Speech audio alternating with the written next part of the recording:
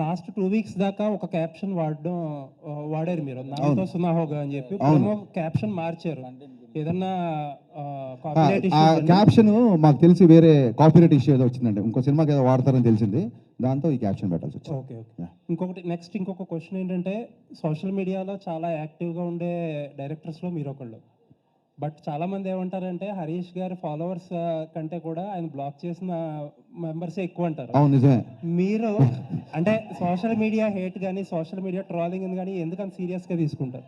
నేను సీరియస్గా తీసుకుంటే సోషల్ మీడియాలో యాక్టివ్గా ఎందుకుంటాను? ఒకవేళ నేను సీరియస్గా తీసుకుంటే అంటే హర్ట్ అయితేనే కదా మీరు బ్లాక్ చేస్తారు. కాదండి, అన్నెసెసరీ డిస్టర్బెన్స్. ఓకే. ఇప్పుడు అడ్వర్టైజ్మెంట్ వచ్చినప్పుడు ఛానల్ మారిస్తే అడ్వర్టైజ్మెంట్ మీరు హేట్ చేసినట్టు కాదు, ఆ టైంకి అది వద్దు అనుకుంటున్నట్టు, అది ఒక డీవియేషన్ అనుకుంటున్నట్టు ఓకే. అంతే. సో అది వాళ్ళు ఏదో హట్ అయిపోయి బ్లాక్ చేసినట్టు కాదు. అండ్ ఇంకోటి, ఖచ్చితంగా కొన్నిసార్లు హట్ అయి బ్లాక్ చేసి ఉంటాయి. ఎప్పుడైతే బూతులు మాడతారో అప్పుడు ఖచ్చితంగా బ్లాక్ చేస్తాను, ఖచ్చితంగా హట్ అవుతాను. ఓకే అండి. అలా రిపీటెడ్గా ఇండస్ట్రీలో జరుగుతున్న ఒక డిస్కషన్ ఇందాక హరీష్ గారు కూడా మెన్షన్ చేశారు. ఓటీటీ వాళ్ళ ఆబ్లిగేషన్తో మార్చిన డేటో పెట్టుకున్న డేటో సంథింగ్ ఏంటి అంటే చాలా చోట్ల డిస్కషన్ జరుగుతుంది. OTTs are arm twisting the producers to release on certain date అని చెప్పి.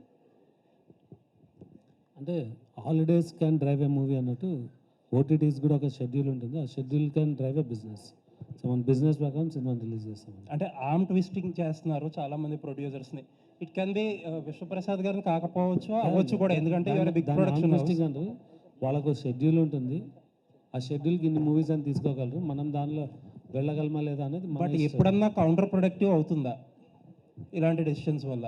అంటే మీకు అదే చెప్తున్నాను, ఇలాంటి ఆప్షన్స్ వల్ల హాలిడేస్గా సినిమాలు రిలీజ్ చేయాలంటే కొన్ని వస్తాయి. సో మన బిజినెస్ ప్రకారం వీళ్ళు ప్లాన్ అంటే కొన్ని ఓటీటీస్ని బేస్ చేసుకొని ప్లాన్ చేస్తాము, కొన్ని థియేట్రికల్ బేస్ చేసుకొని చేస్తాము, కొన్ని కాంబినేషన్తో చేస్తాము. ఇక్కడ ఇది కాంబినేషన్ అండి, హాలిడే డేట్స్ ఓటీటీ రెండు కలిసి రావడం. అంటే మీరు చాలా యాక్టివ్గా ప్రొడ్యూస్ చేసే ప్రొడ్యూసర్ కాబట్టి నేను అడుగుతున్నా, ప్రొడ్యూసర్స్కి ఇటువంటి ఇంటర్ఫీరెన్స్ అనేది కంఫర్టబుల్గా ఉంటుందా లేదా మోస్ట్ కేసెస్? అంటే మీరు నా గురించి బాగా తెలుసు కదండి, ఆర్మ్ ట్విస్టింగ్ అలా చేస్తానా? మోస్ట్ ప్రొడ్యూసర్స్ ప్రొడ్యూసర్స్ కంఫర్టబుల్గా ఫీల్ అవుతున్నారా లేదా? మీకు డెఫినెట్గా బిజినెస్లా రన్ అవుతుందండి. ఎవరు ఆర్మ్ ట్విస్ట్ చేసినా బిజినెస్ వర్క్ అవుతుంది. అది two way win win situation ఉండాలి ఆల్వేస్. లుకింగ్ ఫార్వర్డ్ అండి ఫర్ ద ఫిలిం. నిశాంత్ గారు, నాకు ఇందాక మీరు హట్ అవుతున్నారు అంటే నాకు సడన్గా మీరు ఆ క్వశ్చన్ ఏంటో గుర్తొచ్చింది. ఇది మిమ్మల్ని క్వశ్చన్ చేయడం కాదు, లేదా మిమ్మల్ని నిలదీయడం కాదు, but I want always ask this. ఏమైందంటే, సుమ గారు ఒకసారి స్నాక్స్ గురించి ఒక కామెంట్ చేసినప్పుడు మీరు ఆవిడ కాదు క్వశ్చన్ వినండి, చాలా మంచి సార్ వినండి, మీరు చాలా బాగా అడిగారు. నన్ను ఫినిష్ చెప్పండి. సో డెఫినెట్గా, ఎందుకంటే మీరు అడగడం తప్ప మీరు క్వశ్చన్ వెళ్ళే వాళ్ళు మీకు ఎక్స్పీరియన్స్ ఉండదు కాబట్టి మీరు మధ్యలో కట్ చేస్తున్నారు. ఒకసారి పూర్తిగా వినండి. Okay sir. సుమ గారు స్నాక్స్ గురించి కామెంట్ చేసి మీరు హట్ అయ్యారు. So I appreciate that. నేను తిన్నప్పుడు కూడా ఎవరైనా అట్లా మాట్లాడితే నేను హట్ అవుతా. మీరు హట్ అవడంలో 200% న్యాయం ఉంది. నేను వినండి సార్, మళ్ళీ మీరు వినట్లేదు సార్. సో ఏంటంటే, ఒక చిన్న ఫుడ్ విషయంలో మీరు దీన్ని ఇలా స్నాక్స్లా తినే బదులు భోజనాలు చేసినప్పుడు మీరు హట్ అయ్యారు. అది ఎమోషన్స్తో ఉంటాం సార్, మీరైనా మేమైనా అందరం ఒకటే కదా. అలాంటిది ట్విట్టర్లో కొన్ని కామెంట్స్ ఎలా ఉంటాయంటే, పేరెంట్స్ని ట్యాగ్ చేస్తూ లేదా ఇంకోటి బూతులతో ఉంటుంది. సో హట్ అవడం అనేది సహజం, అది మీకు అర్థమైంది అనమాట.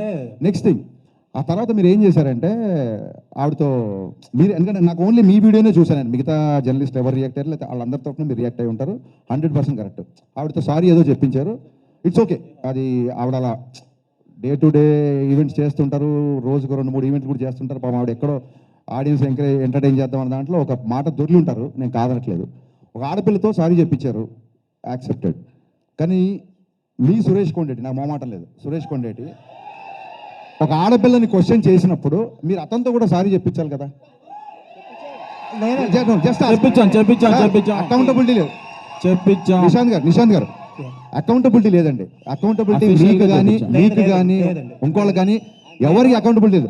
ఒక ఆడపిల్లని అన్నప్పుడు ఒక ఆడపిల్ల అన్నప్పుడు సారీ చెప్పించారు, నో డౌట్. ఒక ఆడపిల్లని అన్నప్పుడు కూడా సారీ చెప్పించాలి కదా సురేష్ కొండేటితో మీరు. అవునండి, నేను చెప్తాను. ఒకటి 2 థింగ్స్ ఐఎమ్ డన్ అండి, నేను మధ్యలో కట్ చేయను, మీరు చెప్పండి. నేను 2 థింగ్స్ అని చెప్పేది. ఫస్ట్ ఆఫ్ ఆల్, సుమగారు ఆ వేళ నన్ను అనలేదు, ఎందుకంటే I came very late to the event and ఆ రోజు నేను ఫాస్టింగ్లో ఉన్నా. But that secondary. బట్ నేనేంటంటే ఒక 150 మెంబర్స్ ఆఫ్ మీడియా పర్సన్స్ని వాళ్ళ తరపున మాట్లాడా. సరే రైట్ రాంగ్ అనేది సబ్జెక్టివ్, అది ఎవరు తీసుకునేది వాళ్ళది. అండ్ ఇంకొకటి సుమగారిని సారీ ఈ రోజు కూడా సుమగారు అని అంటాను, ఆ రోజు అదే అన్నాను. అవునండి. ఆవిడ మీద ఎప్పుడూ రెస్పెక్ట్ ఉంటుంది. అండ్ ఆవిడ ఆ ఇన్సిడెంట్ తర్వాత ఆవిడతో మాట్లాడడానికి ఆ టాపిక్ గురించి ఎప్పుడూ ట్రై చేయాల. నాకు తెలిసి అయితే ఎవరు మరి ఆవిడ చేత సారీ ఎవరు అది చెప్పి కరెక్ట్ అంటున్నా, అది కరెక్ట్ అంటున్నా నేను. యా, ఇంకొకటి ఏంటంటే మీరు ఇంకొకటి ఏదో ఒక జర్నలిస్ట్ గురించి నేను పేరు చెప్పడం మొహమాటం లేదండి, నేను చెప్తాను. సురేష్ కొండేటి యా, యా, చెప్తున్నారు.